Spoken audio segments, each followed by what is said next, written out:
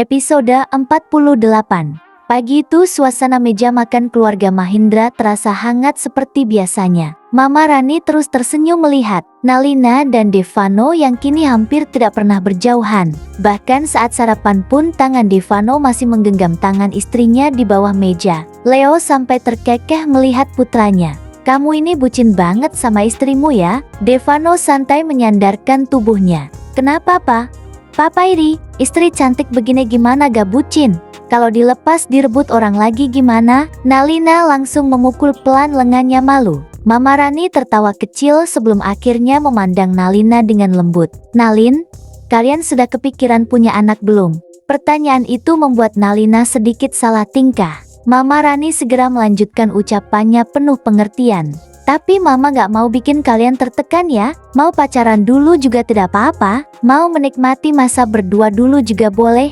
Mama terserah kalian, senyamannya saja." Leo ikut mengangguk setuju. "Yang penting kalian bahagia dulu." Meski begitu, Nalina bisa melihat jelas sorot mata penuh harapan dari kedua mertuanya. Mereka sangat ingin memiliki cucu, apalagi Devano anak tunggal. Nalina teringat beberapa hari lalu, saat tanpa sengaja mendengar Mama Rani dan Papa Leo berbincang di ruang keluarga. "Kadang Mama sedih juga ya, Pak, kalau ingat Vano kecil, tidak punya saudara. Makanya Mama ingin rumah ini nanti ramai sama cucu-cucu." Ucapan itu terus teringat di kepala Nalina. Dan sejak malam pertama mereka di villa, Nalina memang tidak pernah lagi menolak Devano. Bukan hanya karena cinta, tapi karena ia benar-benar ingin memberi kebahagiaan besar untuk pria itu dan keluarganya. Ia ingin rumah besar ini nanti dipenuhi suara anak-anak. Ia tidak ingin anaknya nanti merasa kesepian seperti Devano dulu. Beberapa hari kemudian, Nalina diam-diam pergi sendiri ke rumah sakit. Ia sengaja tidak memberitahu siapapun,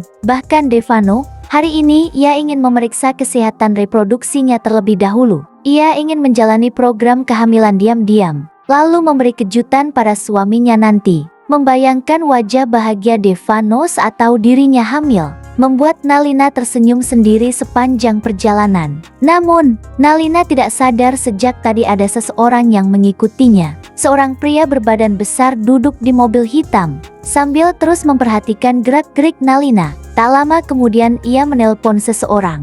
"Nona Tamara benar, Nyonya Mahendra masuk ke bagian kandungan." Di ujung telepon, Tamara perlahan tersenyum. "Benar-benar menuju dokter kandungan ya?" Tatapan wanita itu berubah tajam. Nalina tidak tahu, rumah sakit yang ia pilih secara asal ternyata milik keluarga Tamara. Ayah Tamara adalah salah satu pemegang saham terbesar di sana. Tamara tertawa kecil sambil memainkan kukunya. "Apa ini namanya takdir mendukungku mendapatkan Devano?" Tanpa membuang waktu, ia langsung menelpon seseorang. "Dokter Choki." Pria itu adalah sahabat lamanya. Begitu telepon tersambung, Tamara langsung berbicara cepat. "Aku mau kamu bantu aku satu hal."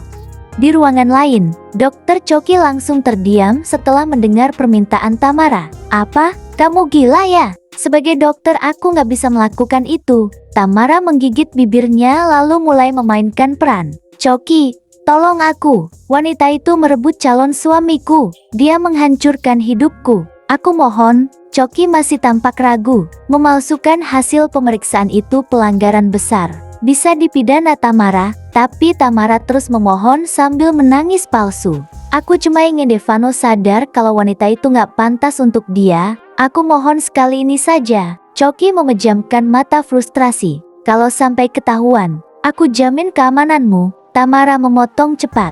"Aku yang tanggung semuanya." Beberapa detik suasana hening, sampai akhirnya Choki menghembuskan napas panjang. "Baik, tapi ini terakhir kali." Senyum Tamara langsung mengembang puas. "Thank you, Choki." Telepon terputus, dan Tamara tersenyum penuh kemenangan.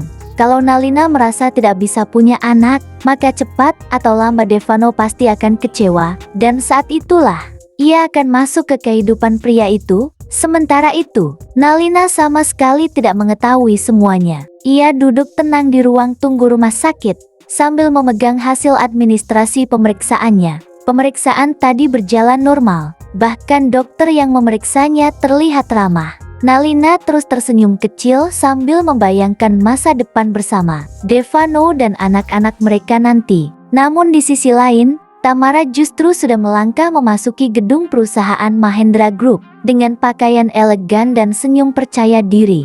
Hari ini, ia sengaja datang menemui Devano dengan alasan proyek kerjasama baru, dan tanpa Nalina sadari, sebuah rencana besar perlahan mulai disusun untuk menghancurkan rumah tangganya. Bersambung.